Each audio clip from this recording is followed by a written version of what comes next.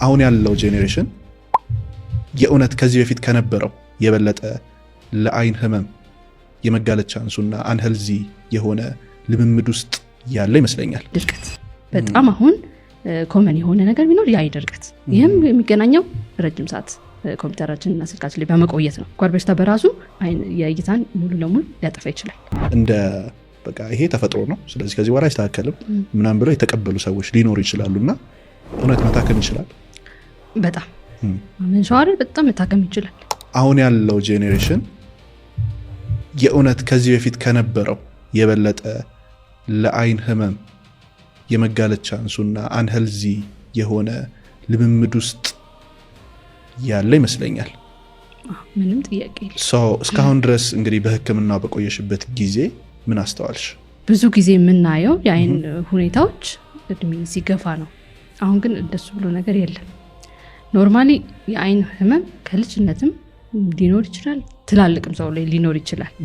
ነገር ግን አሁን የምናያቸው ሀቢታችን፣ ላይፍ ስታይላችን፣ አኗኗር ዘይቤያችን በአጠቃላይ ለአይናችን ጉዳት ለማምጣት እንትን አንድ መንገድ ከፍ አድርጎታል እና በጣም ብዙ አሁን በተለይ ፕራይቬት ላይ በምንሰራበት ሰዓት ወጣቶች ኮምፕሌን ወይም እንደዚህ ምልክቶች ኖራቸው ይመጣሉ። ያ ምንድነው የሚያሳየን? ያው የአኗኗር ዘይቤያችን ስለመቀየሩ ነው ብለን ነው የተረዳ ነው። ያ ደግሞ ላይፍ ስታይላችን ወይ አኗኗር ዘይቤያችን ምንድነው? ኢንዶር ወርክ ወይም ቤት ውስጥ የምንሰራቸው ስራዎች፣ ይሄን ኮምፒውተር ስክሪን ታይም ወይ ስልካችን ላይ ረጅም ሰዓት የማሳለፍ ነገር። ምክንያቱም ይሄ ነገር በፊት አልነበረም፣ በተለይ በቅርብ ነው የመጣው አይደል? ከ5 ዓመት ምናምን ወደዚህ ነው። ከዛ በፊት እኛ ልጅ እያለን እንደዚህ አይነት ኤክስፖዘር አልነበረን እና ይህ ነገር ለርቀት እይታ ችግር ነው ዋናው ያጋልጣል ብለን የምንለው እኛ።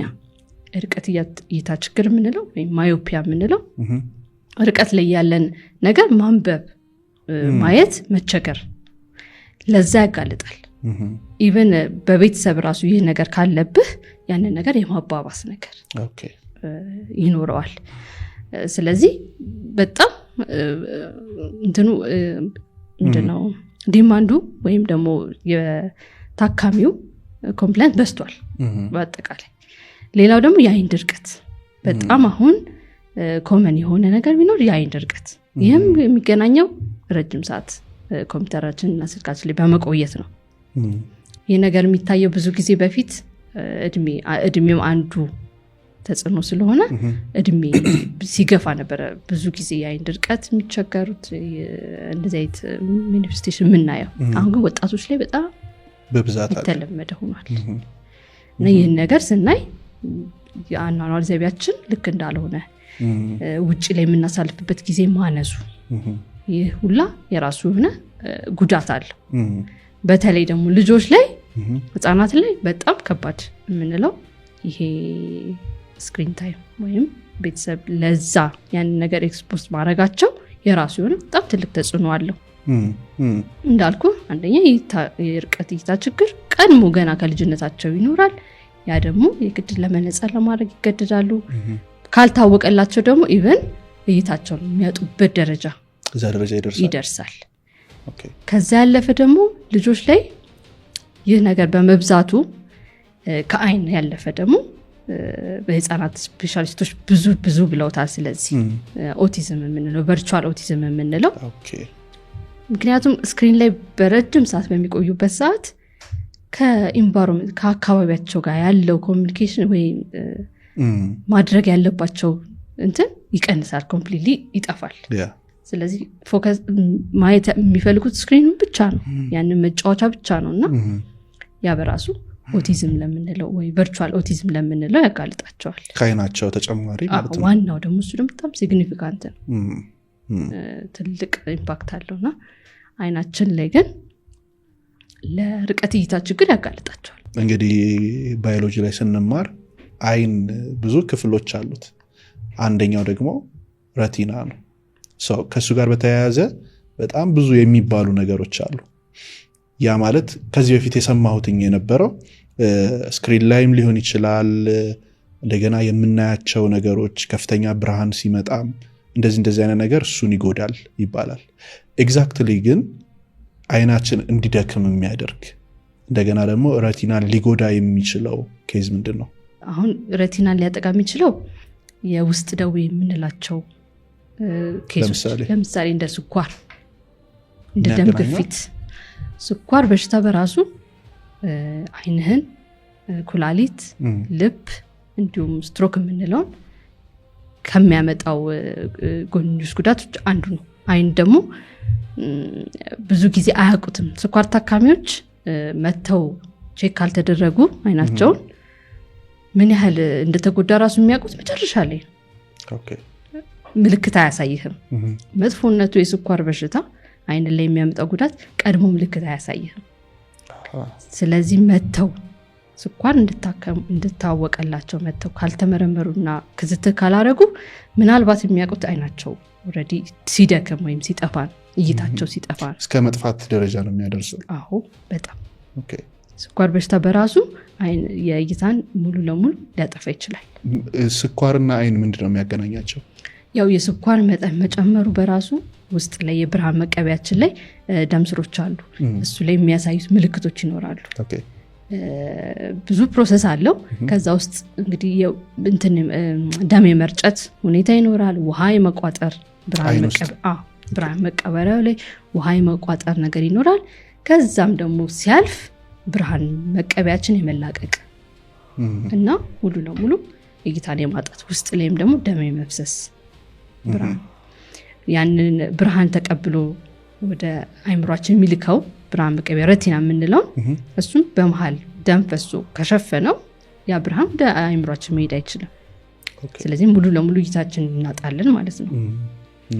ግን ምንድነው ይህ የአይን ሁኔታ ቀድሞ ከታወቀ ስለ በክትትል የምናየው እኛ በምንመረምርበት ሰዓት የምናየው ሁኔታ ይኖራል። ቀድሞ ከታወቀ ሕክምና አለው።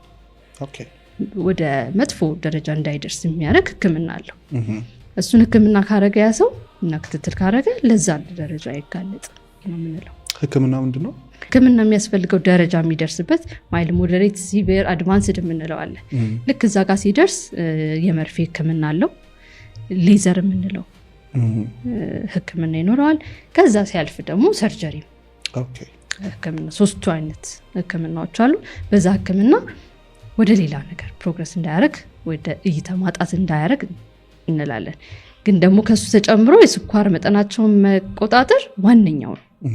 ከስኳር ጋር ተያይዞ ደግሞ ደም ግፊት ካለ፣ ኮሌስትሮል መጠን መጨመር ካለ ይህን ነገር ሊያባብሰው ስለሚችል ያንን ነገር ደግሞ በውስጥ ደዌ ስፔሻሊስት ጋር በመመካከር እሱ ነገር ኮንትሮል ወይም መቆጣጠር መቻል አለብን። ካልሆነ የኛ ብቻ የአይን ብቻ ሕክምናው ዋጋ የለው። አይን መንሸዋረር በምን ምክንያት ነው የሚመጣው?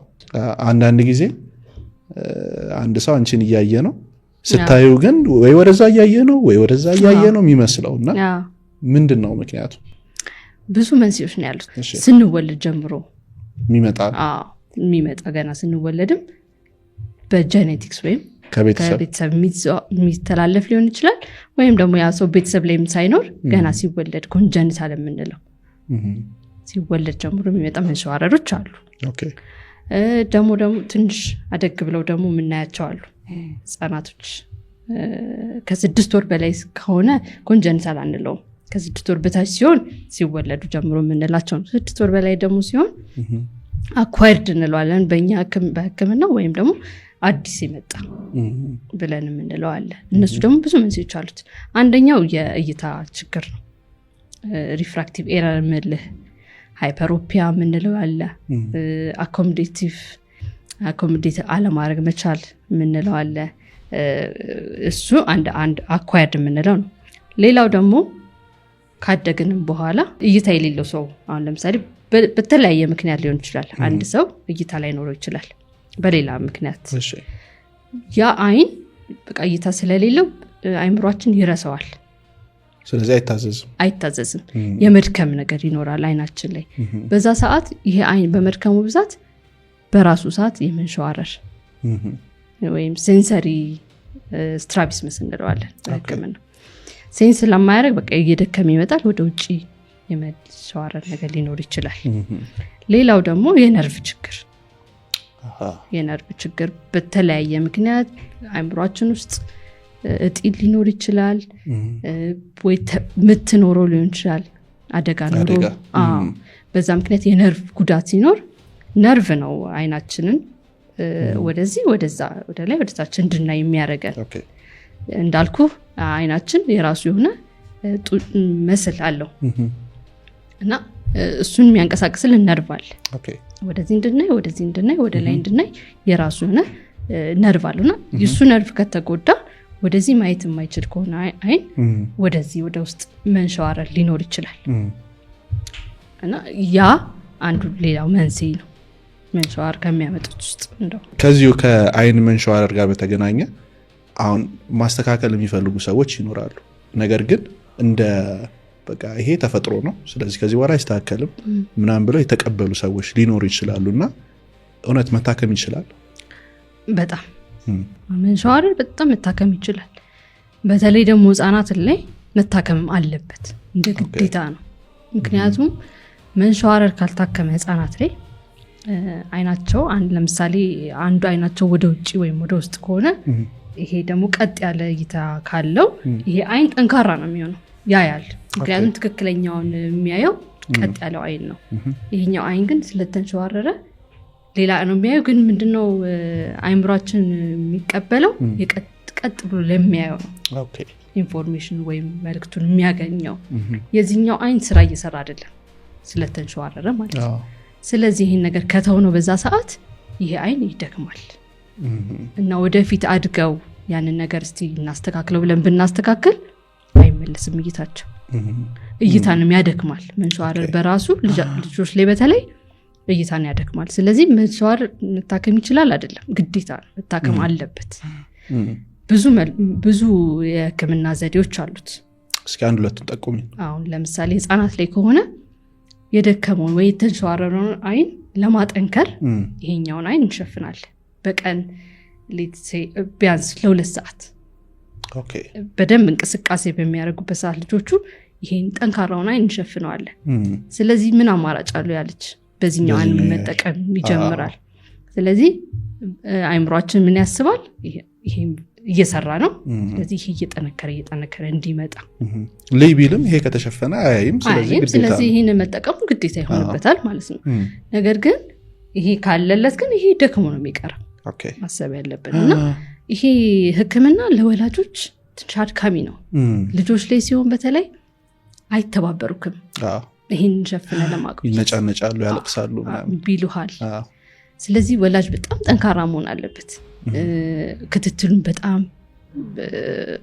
ስትሪክት መሆን አለበት በደንብ መሄድ አለበት ክትትሉን ከዛም አለፈ ደግሞ ከመሸፈን በተጨማሪ ሌላው ህክምና መነጽር ምክንያቱም አንዱ መንስኤ ያልኩ የእይታ ችግር ሊሆን ይችላል ወይም ሪፍራክቲቭ ኤረር ምንለው የመነጽር ቁጥር ያለው መነጽር ማድረግ ይኖርባቸው ይችላል እነዛ ልጆች ያንን መነጽር ካረገ ያ ልጅ ይሄ ተንሸዋረረው አይን ትክክለኛውን ቁጥር ሲያገኝ ቀጥ ይላል ስለዚህ ያንን መነጽር እንቅስቃሴ በሚያደርግበት ሰዓት ማድረግ አለበት ግዴታ ነው ስለዚህ የሁለቱ አይኖች የተለያየ ቁጥር ነው የሚኖራቸው አሁን የመንሸዋረር ላይኖረው ይችላል ሁለቱም አንድም ሊሆን ይችላል የተለያየም ሊሆን ይችላል መንሸዋረሩን ያመጣው ግን የመነጽር ችግር ከሆነ የግድ መነጽሩን ማድረግ አለበት በሱ ብቻ ሊታከም ይችላል ወደ ኦፕራሲዮን ሳንሄድ ማለት ነው ስለዚህ መነጽሩን ያደርጋል ቀጥ ይላል አይኑ በዛ ሰዓት ትክክለኛ አካባቢ ማየት ይችላል ስለዚህ አእምሯችን ምን ያስባል ሁለቱም እየሰራ ነው ስለዚህ ሁለቱንም ጠንክሮ ይዛል ማለት ነው ግን ያንን መነጽር ካወለቀ ሲያልጅ ይሄኛው አይኑ ይመለሳል ስለዚህ አያይም ይሄኛውን እያየ አይደለም እየደከመ ይመጣል አድገው ሲመጡ የሚያሳዝንክ አድገው ሲመጡ በቃ ምን እናርክ ማድረግ የምንችለው ቀጥ እንዲል ለመልክ ብቻ እይታን መመለስ አንችልም በዛ ሰዓት አንዲቺ 7-8 ዓመት በተለይ ከ5-6-7-8 ዓመት ላይ ያሉት ስቴጅ በጣም ወሳኝ ናቸው በዛ ሰዓት አይን ችግር ኖሮት እይታ ችግር ኖሮት ያለች ካልታከመ ወደፊት አካደጋ 10 ምናምን ቤት ገብቶ ታከመው ምንም እንደው ለመልክ ተንሸዋሩ እንዳይቀር ለመልክ ነው የምናስበው የምንሰራውና ስለዚህ ህፃናት ላይ የመንሸዋረር ህክምና ግዴታ ነው። አዋቂዎች ላይ እንደ እንትኑ ይወስናል፣ እንደ መንስኤው። የመንሸዋረሩ መንስኤ ምንድን ነው የሚለው ለምሳሌ እንዳልኩክ እንደዚህ በህፃነታቸው እይታ ችግር ኖራቸው እይታ ስለደከመ መንሸዋረር ከመጣ እንዳልኩህ ህክምናው ኦፕራሲዮን ነው የሚሆነው።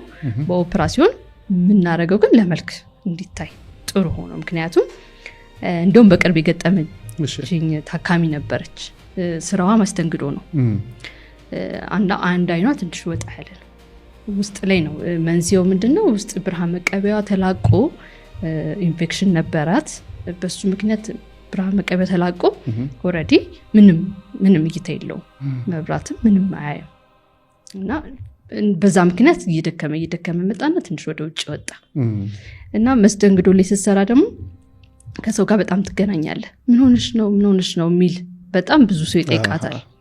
ያ ነገር ረብሿት ነው የመጣችው። እኛ ጋር ታውቃለች፣ እይታው እንደማይመለስ ተነግሯታል። ኦልሬዲ ሁሉም ነገር ታውቃለች። ግን በቃ ለመልክ ለእይታዬ ቀጥ እንዲልልኝ እፈልጋለሁ አለች። ኦፕራሲዮን ሰራን፣ ተስተካከለ። ግን አሁን ቀጥ ሲል እኩል አብሮ ይንቀሳቀሳል? እንደሱ ላይ ይንቀሳቀስ ይችላል። ፊት ለፊት ብቻ? አይ አሁን እንትኑ የመስሉ ስራ ይሰራል፣ ይንቀሳቀሳል፣ ወደዚህም ወደዛም ይንቀሳቀሳል። እይታ ግን የለውም። ግን አሁን የማይንቀሳቀስበት ሁኔታም ግን አለ። መንስኤው ግን ይለየዋል። የነርቭ ችግር፣ በነርቭ ችግር የመጣ መንሸዋረር ከሆነ እናስተካክላለን በኦፕራሲዮን።